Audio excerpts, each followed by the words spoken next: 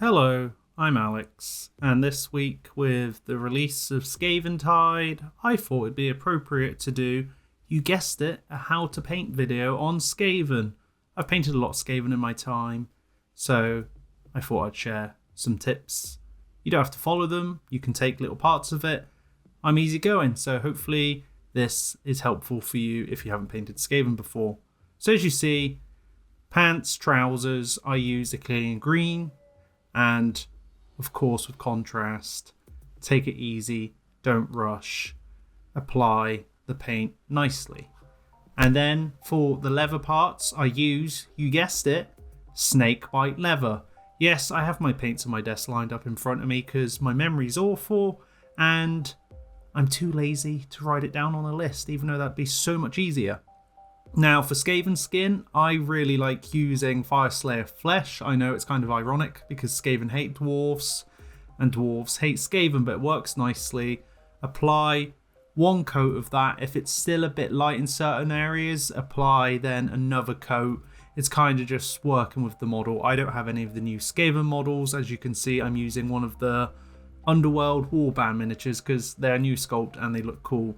Now for easy metallics, I like to use Basilicon Grey. You put that on and then later on we'll go over with a metallic dry brush and it does the job, and it's really quick and easy, especially with Skaven because there's lots of them. And the standout colour for this paint scheme, which I love, is Blood Angels Red. Apply this on the robes, the cloaks, whatever. Skaven, they're kind of unorganised mess. So this paint scheme you can reverse, you can change it up, you can do whatever the heck you want while painting your miniatures. And for the tail, I use Volumpus Pink. Now, you want to have a bit more closer to the bottom of the tail, and then the lighter it gets to the top with the contrast paint, so you just drag that paint down.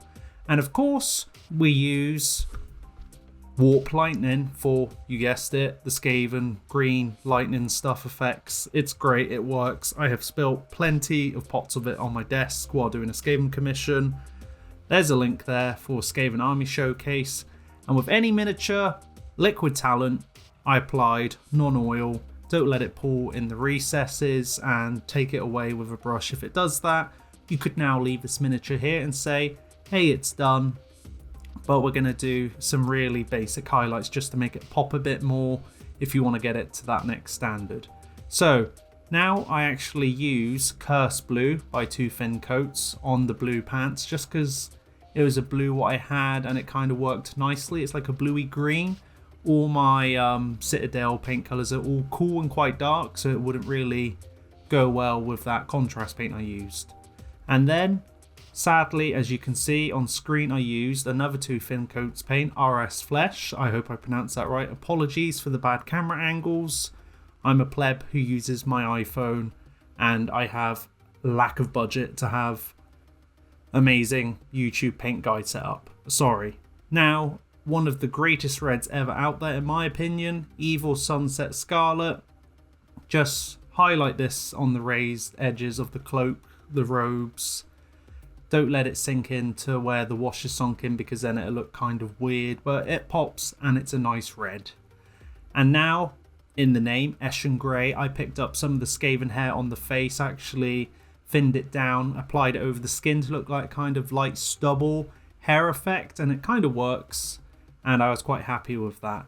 And now we do the dry brush of Necron Compound over the Basilicum Grey parts, to make it look like metallic. It works really well, especially when you're painting like 40, 85 Skaven like I have in the past, because I am crazy.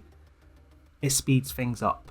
And now for Warp Lightning, you dry brush some Warpstone Glow. I have actually done a more detailed how to paint Warpstone paint guide years ago. There's a link, and here you go. The end product. Yes, it won't win awards, but guess what? A bunch of them on the table will look pretty decent, and I'm quite content as I painted this in an afternoon. And yes, I'm happy with it. I've got loads of other videos of Skaven in the past. You can check it out in my playlists. I've done commissions like 85, 100. I've done loads of Skaven. So I thought it was about time I kind of did a video on them as well.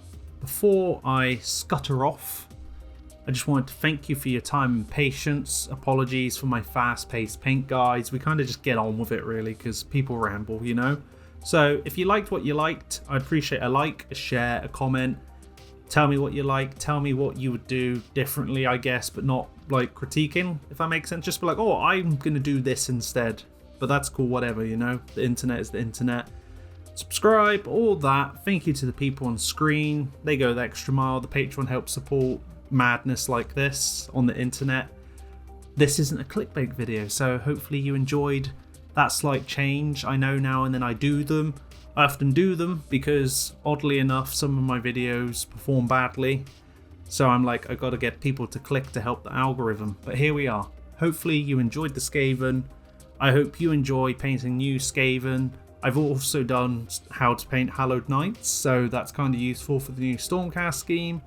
I'm talking too much now, so I'm gonna go, because I'm gonna go for a run and get a coffee. So see you later. Yes, yes.